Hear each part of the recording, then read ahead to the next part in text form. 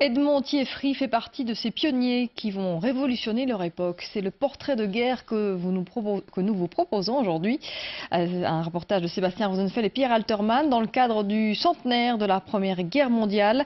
L'aviateur va combattre l'ennemi dans les airs. Sa témérité et ses victoires vont le rendre célèbre. Nous sommes à Coxyde le 1er février 1916.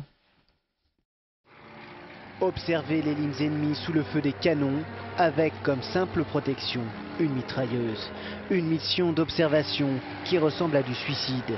Ces hommes, véritables pionniers, s'installent dans des avions qui ressemblent à des cercueils. David les connaît par cœur, ces cages à poules comme on les surnomme. Au Musée royal de l'armée, un exemplaire existe encore. En février 1916, un casse-cou nommé Edmond Thieffry commence à faire parler de lui. Assez rapidement, il va crasher 2 avions en rentrant de mission avec des bombes entre autres.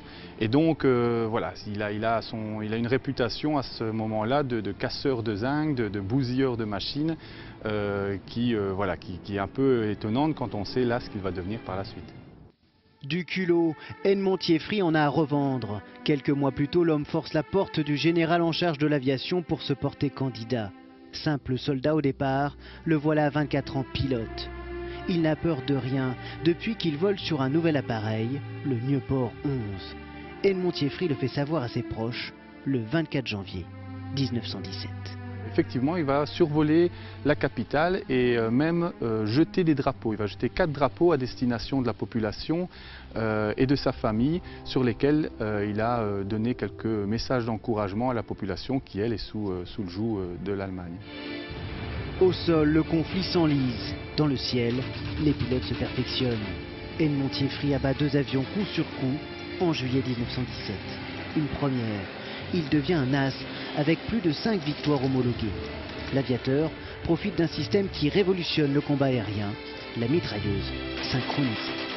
Pour être plus efficace et avoir une visée directe, on va installer un système qui empêche le tir de l'arme quand la pale de l'hélice passe devant son canon. Et c'est un système qui est en synchronisation, qui est synchronisé avec le moteur lui-même.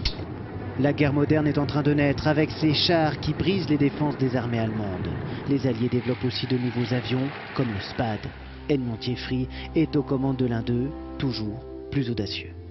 C'est un avion qui, contrairement aux autres, est capable de voler à 200 km/h, à plonger sur sa proie, faire une passe de combat et puis dégager, voire quand il est dans une mauvaise posture, pouvoir dégager beaucoup plus vite en piquant et en prenant très rapidement de la vitesse.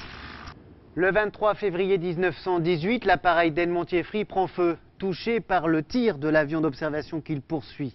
Le pilote se pose en catastrophe derrière les lignes ennemies et se retrouve en captivité. Après quelques mois, il réussit à s'échapper et arrive en héros à Bruxelles, quelques semaines après l'armistice.